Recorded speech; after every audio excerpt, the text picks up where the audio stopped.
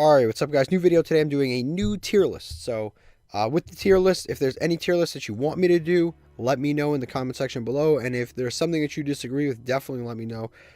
But here we go. Let's get started. Today we are doing every pot card. So pot of greed, pot of duality, all of the pot cards, all of the pot monsters, everything to do with all of the pot cards. We are doing them all today. Some of the most powerful cards to ever be printed in the game, and also some of the worst cards to ever be printed in the game. We've got a ton of F tiers, ton of S tiers. Let's get started. First of all, we've got the Pot of the Forbidden. This card is kind of like interesting. It really depends on the deck that you're playing. I'd probably put it in B tier. Basically, it has an effect where if it's flipped, you can do 4 different effects.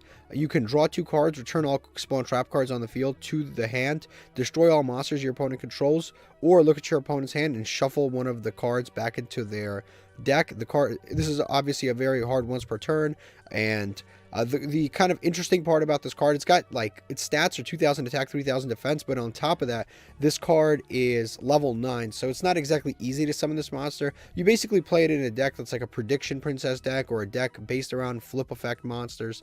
That's the only way to really use this deck in a very like consistent way. So it's kind of a good card, but only good card in certain decks. It's not a good card in every single deck, but definitely in the decks that it is good, it's actually fairly good. So the other thing about this card that is kind of an issue, well, not really an issue, the cool thing about this deck is that you have basically 4 effects that were at one time banned. You have the ability to draw 2 cards, which is Pot of Greed. You have the ability to return all spawn trap cards, which is Giant Trunades. You have the ability to destroy all monsters your opponent controls, which is Raigeki. And then also you've got the ability to look at your opponent's hand and shuffle a card back, which is the Forceful Sentry. Basically, you have 4 different banned effects available to you, which would not have been available to you in the game. But it's pretty cool. It's just, again, not very easy to use. There's not a lot of decks that can actually use this. Next, we've got Spirit of the Pot of Greed. This card is our first of many F tiers. Basically what this card does is if this card's in face-up attack position, it has 100 attack, 100 defense, terrible stats. If it's in face-up attack position and a player activates Pot of Greed, they can draw an additional card. Number 1, Pot of Greed is banned.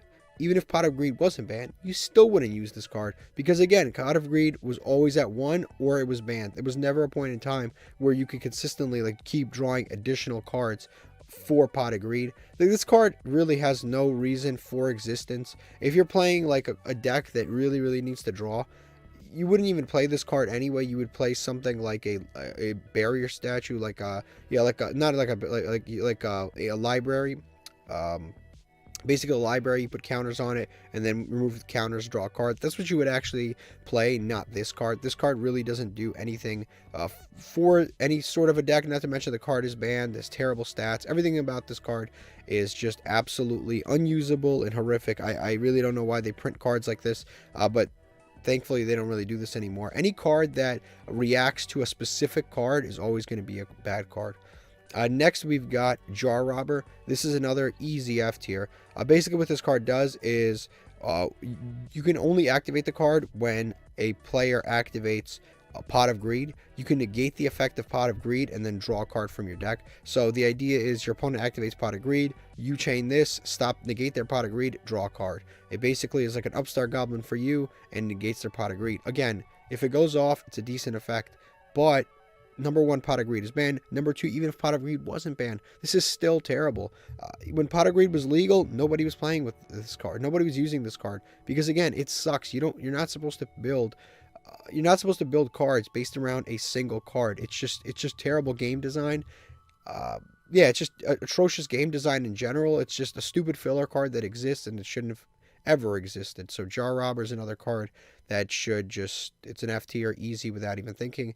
Pot of Desires is either A or S tier. It's one of the better pot cards. So basically, Pot of Desires, you banish 10 cards from the top of your deck face down, and then you draw 2 cards. It's a hard once per turn, which isn't very good.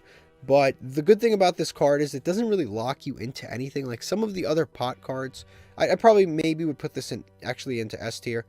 So the problem with some of the other pot cards is it prevents you from drawing for the rest of the turn, or it prevents you from special summoning for the rest of the turn. It always prevents you from doing something. The only thing this card does is basically it's just a hard once per turn. So if you have 2 copies, you draw another copy off of this copy, it can be not so great, but at the same time, it is essentially a +1, which is very rare in Yu-Gi-Oh! It's a generic +1. The only decks you don't want to play it in are decks where there are specific cards that you do not want to banish. In most decks, this card is perfectly good. If you're playing a bunch of 3-ofs, you can activate this without even a second word. It's basically a pot of greed. On top of this, the other thing that's really cool about this deck, about this card, is that unlike some of the other pot cards, it actually does boost certain strategies. So it makes, for example, Gren manju a lot better, because you activate this, Gren manju comes out with, what is that, 4,000 attack base. Eater of Millions becomes more powerful. It just actually is very good in certain decks. So I'd say this is one of the rare S tiers in all of this. Pot of Greed is another one. This is easily the best pot card to ever come out. No cost, not once per turn. Just draw 2 cards. That's all it is. Just draw 2 cards. A free +1 in Yu-Gi-Oh! No strings attached. You activate it as long as it resolves. You just draw 2 cards. There's a reason when this card came out that it was immediately limited to 1, and eventually, of course, this card did get banned. Could we bring it back to 1? We've all heard these debates. Yes, no. A lot of different people have argued this, but definitely this is easily a top 5 card of all time. It's just completely free and clear. 2 free cards, no cost, no other prior obligations. It's just 2 free cards. Probably one of the best cards ever printed. All right, next we've got Pot of Extravagance. Pot of Extravagance, I'd say, is an A tier. It's got a little bit of drawbacks to it, but it's generally pretty good. So what it does is it banishes 3 to 6 cards from your extra deck randomly. So that can be a little iffy. If you're playing an extra deck that actually does matter to you, this can become really, really bad. But for extra decks that for decks that don't use their extra decks like Subterra, for example, none of that really matters. You can banish your entire extra deck and it really wouldn't have an impact. So in that type of deck, Pot of Extravagance is actually really, really strong. But you can banish 3 cards and then draw 1 card, or you can banish 6 cards and then draw 2 cards. You could do one of those 2 effects, both pretty good depending on which deck you're playing. Again, you probably want to do more of the 6 more often, because if you don't care about your extra deck, just banish anyway. But also, this card has the drawback of only being able to be activated at the start of the main phase. This has to be the first card you activate, so you can't like play around negates, and that can become a little bit of an issue. You can't like activate Lightning Storm and then activate Pot of Extravagance to bait an opponent's negate. You have to activate this first, which can sometimes result in this card just being negated, because if they have a full board and you activate this, most players will just negate it because they don't want you to draw 2 cards. So that can become a little bit of an issue with this card. The other issue is that it locks you into not drawing any other cards. So again, kind of problematic. You can still use Pot of Duality under Pot of Extravagance, but again, you can't draw cards the turn you activate this card, so you can't use it in combination with other draw cards. This is basically the first and last draw card that you will activate for the rest of the turn. You can't even activate any other draw effects, so dangers, for example, they won't draw. They just will come out onto the field and you won't draw, so that can become a little bit of an issue. Next is Pot of Benevolence. I'd probably put this in D tier. Basically what this card does is you can target 2 cards in the graveyard, so either your graveyard or your opponent's graveyard, and shuffle them back into the owner's decks. Again, this card is like it's a normal spell, which isn't so good. Like if this was a quick play, it'd be kind of cool, because you could just like set it and then during your opponent's turn shuffle things back. Like it's not the worst card, because sometimes being able to shuffle back cards that you need back into your deck can be somewhat helpful. Like for example, if you discarded one of your Destiny Hero Enforcer package, like one of the cards from your Destiny Hero Enforcer package, sometimes it's cool to put it back into your deck so you can still activate Destiny Fusion. Like that kind of stuff is cool, but there's also the major issue of just it's a card that's kind of like a -1 no matter when you activate it. It doesn't replace itself. It doesn't do anything. On top of that, this card actually banishes itself when it leaves the field, and it's also a hard once per turn. So it's kind of like very, very, very situational. That's probably why it is going to be in. Next, we've got Pot of Inquisitiveness. This card is, I'd probably say C tier. It's good in the decks where it works. So basically it lets you target 3 banished monsters, shuffle them into the deck, and then draw a card, and it's a hard once per turn. Basically this card, again, it's not a terrible card. It's just it's very good in the decks where it's usable. So if you play like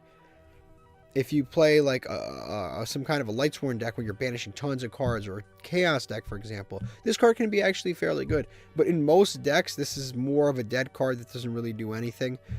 And 3 monsters is asking for a lot of monsters to be banished in a lot of decks. But in some decks, it's actually quite easy to banish 3 monsters. So it really depends on what deck you're playing. This card can be useful, but more than likely, it's not going to be a very good card in most decks. Next, we've got Pot of Avarice, probably top of B tier. This is another one. It's just very, very useful in the decks that it's good in. Like, for example, this card is very, very strong and useful in, like, Prank Kids, for example. It's very good in Tenyi, for example. In decks that can put a ton of monsters, and especially extra deck monsters, into the graveyard, you could target 5 extra deck monsters or 5 main deck monsters, shuffle them back into the deck, and draw 2 cards. In those kinds of decks, this is a very, very strong card, because you can basically refill your extra deck, so you can use all of the cards the following turn, refill your main deck to reuse your cards the following turn. That sort of stuff is very, very good, and you do get to draw 2 cards. It's not a hard once per turn. It's not a once per turn whatsoever. Now, one of the drawbacks for this card is if you activate this card and target the 5 cards, and one of the cards is moved for any reason, this card does not resolve. So, for example, if you activate Pot of Avarice and your opponent Called by the Graves one of the monsters, this card just dies. It doesn't do anything. If you activate this card and your opponent activates Ice Dragon's Prison, taking one of your monsters, this card just doesn't do anything. So that's one of the sort of drawbacks to this card. Other than that, it's a very strong card in the decks that it's useful in. Like I said, it really is kind of situational on whether it's good in your deck or bad in your deck. Alright, next is Pot of Generosity. This card is terrible. So basically what this card does is it lets you return 2 cards from your hand to your deck, and then you shuffle your deck. Just terrible. It's not a quick play, and it has an atrocious effect. It has to be 2 cards. That's another problem. So you can make the argument that this card would be good if you could shuffle, for example, your bricks. Like, let's say you were playing a Mecha Phantom Beast Cult Wing and you drew it, and you were like, oh crap, I need to get this back in my deck because I can only special summon it from my deck with Mecha Phantom Beast Auradon. Well, you have to target 2 monsters specific, or 2 cards specifically, and shuffle them back. You can't just shuffle back 1 card. That's a huge drawback to the card. It must be 2 cards, and that's really, really an issue. The other thing is, again, it's not a quick play. It's not like you wait till your opponent's turn, they activate something that would cause you to discard, you just chain this, put it back like an Exodia piece or something. It doesn't work like that at all. It just is a straight up -2. Actually -3, because it's this card and the 2 cards. So you start your hand with 5 cards, you activate this, you end up with 2 cards. It's just a total loss. It's a terrible card. I don't know why you would play it. The only reason it's better than these 2 is because these 2 are literally unusable because Pot of Greed is banned. This card is also just absolutely and totally atrocious. Next, we've got Pot of Prosperity. I'd say this is another S tier card. It's very, very, very good. Basically, what this card does is you can choose to banish either 3 cards from your extra deck or 6 cards from your extra deck. These extra deck cards you can actually choose, so it's a lot more versatile than Pot of Extravagance, which are just random banished cards. These you actually get to choose.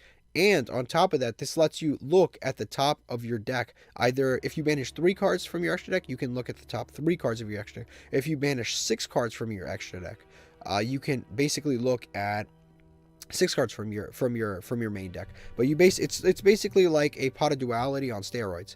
You look at all of these cards, and then you just basically pick one, and you can still special summon. You can still do all of the regular parts of Yu-Gi-Oh! You just cannot draw cards. So that is kind of the only drawback to this card, is that you cannot draw cards the turn you activate this card. Now, what is cool is if you activate Pot of Extravagance and your Pot of Extravagance gets ashed and you don't get to draw, you can still activate Pot of Prosperity in the same turn, for example. So this card is very, very strong. There's a reason why it's the most expensive pot card on this list right now. It is very good for going second OTK decks. It's very good for a lot of different decks, just for consistency, because it really doesn't lock you out of anything other than drawing.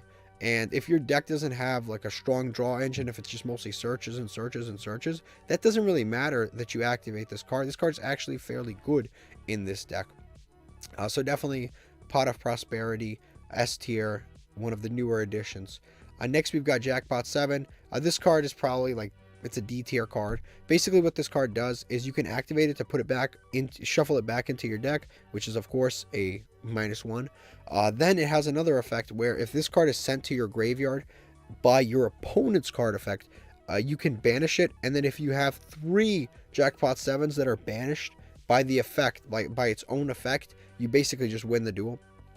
So there is an OTK that you can do, or it's kind of like an OTK strategy that you can do, which is you can summon the Dark Scorpion Burglars, and then you can give it to your opponent with either creature swap, or you can give it to your opponent with something like a Xian Spy. You give it to your opponent, the Dark Scorpion Burglars, and that card says if this card inflicts battle damage to your opponent, you can send a spell card. Your opponent has to send a spell card to their graveyard. So you give your opponent this Dark Scorpion, and then you activate something like the Hippo card, the Hippo token generator. You activate the Hippo token generator. It summons 3 0 attack tokens. You use those tokens to attack into the burglars, and basically every single time you're inflicting battle damage, that effect is mandatory. You have to send. You basically have to send this card. You have to send this Jackpot 7 to the graveyard, banish it, and then again attack with your token, activate this, banish it, attack with the token, activate, and then you basically win the duel just like that. It's not the most complicated combo. I think it's like a 3-card combo. It's not particularly consistent as an OTK, but it's just a cool sort of concept that you can do. It's not the best thing. It's not the worst thing. It's kind of like, it's just kind of a goofy win strategy that you can do just for fun, but it's generally speaking a terrible strategy, but it's cool nevertheless, and it's definitely better than the F tiers. Next we've got Pot of the Riches. This card is really not good. So there's another one that's just like the restrictions are just too heavy for it to actually be good, and that's one of the rare like few ones on here, because most of these pot cards are actually like they have heavy restrictions, but the restrictions are usually worth it. Pot of the Riches, you know, that's definitely not the case. This card basically allows you to shuffle 3 pendulum monsters from your graveyard or your extra deck back into your deck, and then you can draw 2 cards. That is not useful at all. Like, that does not help your strategy. If you're playing pendulums, you want those pendulum monsters in your extra deck. You don't want them to be shuffled back, because you want to special summon them from your extra deck when you pendulum summon. You don't. So that's just, it's completely against what you actually want to do with pendulum. So that's number 1. It's already bad in that regard. This card's obviously a hard once per turn because it's a pot card that's printed in the modern era. It allows you to draw 2 cards after you shuffle the 3 back and draw 2 cards. Then it has another restriction, which is you can't special summon monsters the turn you activate this card, except for pendulum summoning. That is the restriction for the entirety of the turn. It's not for the rest of the turn. It's for the entirety of the turn. So you can't like do it beforehand and then shuffle back afterwards. You can't basically do anything. You can't do anything but pendulum summon. But again, the restrictions actually work against the first effect, because you can only pendulum summon, but you just shuffled back all of your extra deck pendulum monsters, and now there's nothing worth pendulum summoning. On top of that, pendulum monsters, the better pendulum decks usually will fuse like into the Odd Eyes Vortex Dragon. They'll go into the Synchros, they'll go into the XYZs, they'll go into the Link monsters especially, and you can't do any of that with this card, because again, it requires you to do that one thing. So the huge issues with this card is Pot of Riches. It requires a ton of setup, and on top of the ton of setup that it requires, it locks you out of basically playing any sort of strategy for the rest of the turn. So you can't use it turn 1, and you don't want to use it turn 2. That's kind of like the big issue with this card. It requires a ton of setup, and the payoff is just not worth it. So that's why Pot of Riches is in D tier. Next we've got Pot of Duality. Pot of Duality is probably like an A tier card. Again, if you're playing a slow deck, this card is very strong. So basically what Pot of Duality does is you reveal the top 3 cards of your deck, and then add 1 for the rest of the turn. You can't special summon. That's not a problem in decks that are not reliant on special summoning. So if you have a very strong control deck, it really doesn't matter. You just activate Pot of Duality, look at the top 3, take whatever you need to. You can make an argument this goes into B tier because it's really slow, but again, If you're playing a control deck, none of that really matters. Pot of Duality is actually very good in the deck.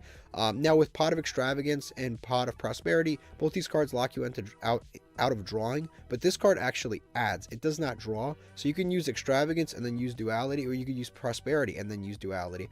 So if you use Prosperity, for example, use Prosperity, look at the top 6 cards of your deck, and then let's say you don't find what you need, then you activate Duality and you look at the top 9 cards of your deck. So you start with 5 cards and then you look at 9 cards. You basically get to look 14 cards into your deck and then pick one card that you actually do need. I mean, that's an outrageous amount of cards that you can actually look at.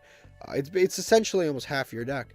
So that's why Pot of Dualities, I think an A tier in the right decks and control decks, but A tier is probably, actually, I'd probably say B tier, just because that's kind of where I've been holding Pot of Avarice and Pot of Acquisitiveness. They don't have enough versatility, and Pot of Duality is probably in that same situation. It's very good, but maybe it lacks a little bit of versatility. You can't just play it in any deck. The restrictions are very, very, very strong, not being able to special summon. All right, next is Pot of Dichotomy. This card is another card that's just like, dude, it's just full of restrictions. This card is just like one big restriction. Basically, what this card does is you have to activate this at the start of main phase 1, and that's going to become important once I read the rest of the card, which is then you can target 3 monsters with different types in your graveyard. Shuffle those 3 monsters back into the deck, and then you could draw 2 cards. The only positive line is draw 2 cards. And then you can't conduct your battle phase the turn you activate this card. So let's just think about this a little bit. You have to activate this at the start of main phase 1. At the start of main phase 1, especially at the beginning of the duel, you don't have anything in the graveyard. So turn 1, this card usually just going to be straight up dead. Going second, this card is straight up dead. Going first or going second, this card is dead. You can't do anything with it. You don't have any cards in the graveyard yet. So unless you use 3 hand traps and then you activate this card, you usually do not have 3 cards in your graveyard. So automatically, it's dead right there. It has to be different types, which is already like pretty big, because most decks are like monotype. They're not going to have spellcaster, dragons, machines, all this different stuff in it. They're usually going to be playing one type of card, and they're not going to be playing a huge range of cards. So that's another huge issue with it, glaring issue. And then of course, those are the 2 huge glaring issues. It's basically a dead card going 1, and then on top of that, you can't conduct your battle phase the turn you activate this card, which again is like, not being able to conduct your battle phase is just, it's just kind of like the icing on the cake. It's already such a bad card, and then not being able to attack on top of all of this just makes it that much worse. Definitely deserving of a D tier, not deserving of an F tier. This is like a class of its own. These are some of the worst F tiers I've ever had in any tier list. All right, so to continue here, these cards are a little more controversial. So these feature Pot of Greed in the art, but they're not technically pot cards, but I'll still include them in this video just because people would ask me to if I didn't. Right here we've got Moray of Greed. This card is, I don't want to say it's situational. It's good in certain decks, but it can be a little bit, even in those decks, it can be a little bit bad sometimes. So what this card does is you shuffle 2 water monsters from your hand back into your deck, and then you draw 3 cards. And now on paper that sounds really good, because you're shuffling back 2 water monsters, but you're drawing 3 cards. Obviously that's a lot of cards. To draw 3 cards is not, like, it's not anything to be taken lightly. You're digging pretty deep into your deck. Now, there's several issues with this card. It's obviously locked into only water decks, which isn't a huge issue because, you know, waters are pretty, they're just a strong attribute in general. But the problem with this is sometimes you draw hands where you don't have a lot of water monsters. Thankfully, this is not cost, so if it gets ashed, you don't just lose monsters. The other issue with this card is it's neutral. It's like it doesn't go plus. It's just straight up neutral. You shuffle back 2, you use this card, and you draw 3. So you will, in the end, go neutral. Whereas a Pot of Greed, for example, you go +1. Pot of Desires, you go +1. Pot of Extravagance, you go +1 if you choose to banish 6. That's kind of the issue with this card. It doesn't really go plus, it just goes neutral. But it does help you dig into your deck, but at the same time, you're putting things that you don't want to see in your, hand back into your deck. So there's a chance you'll just redraw all of that all over again. Now this card is good in decks like Mermills and Frogs. If you're playing a non-Paleozoic heavy frog deck, it's actually fairly good in those decks because you have tons of monsters, especially especially like Atlanteans and Atlantean decks, for example. They just play so many monsters that it's not really that big of a deal to shuffle back to, just to kind of like fix your hand. So again, it just very highly depends on the decks. that it's available in. Next, we've got Shard of Greed. This is probably like a D tier card. This card is extremely slow. So every single time you draw cards for your normal draw phase, you place 1 greed counter on this card, and then you can send this card with 2 or more greed counters to the graveyard and then draw 2 cards. So basically you activate this card and then you wait 2 draw phases, 2 normal draw phases, and then after 2 normal draw phases, after 2 normal draw phases, you get to draw 2 cards. It's basically like a pot of greed that you have to wait 2 turns for. During either one of those 2 turns, your opponent can just pop this card. They can even wait and get your hopes up and then pop this card. So this card is just extremely slow. The only thing it has over all of these other cards in the D tier is that it doesn't require any setup. I mean, you just activate it and wait. There's no previous setup. There's no just obnoxious restriction. It's just like, it just takes too long. It's just the card is too slow to actually be good in modern Yu-Gi-Oh. So that's the reason that it is where it is. It's just too slow of a card. Yeah, and that's basically why it's unplayable. So next up, we've got Greed Grado. This card is interesting. So I'll talk about it a little before I place it. Basically, you activate this if you destroy a face-up synchro monster that is controlled by your opponent. And it's a quick play, which is actually cool because you could set it and then use it during your opponent's turn, or you could use it during your turn. You could use it during either player's turn because it is a quick play. But basically, if you destroy your opponent's synchro monster by battle or by card effect, you get to draw 2 cards. Now, this is like, it seems very good when it happens because it is, but again, it's like, it requires, this is one of those things that they just, like, around the synchro era, they printed a lot of cards that revolved around synchro cards. So in theory, this card wasn't bad maybe at the time because you could like dark hole your opponent and then activate this and draw 2 cards, so you went pretty plus. That would be actually pretty cool. But today it's a little bit weak because there are a lot of decks that they just don't synchro summon.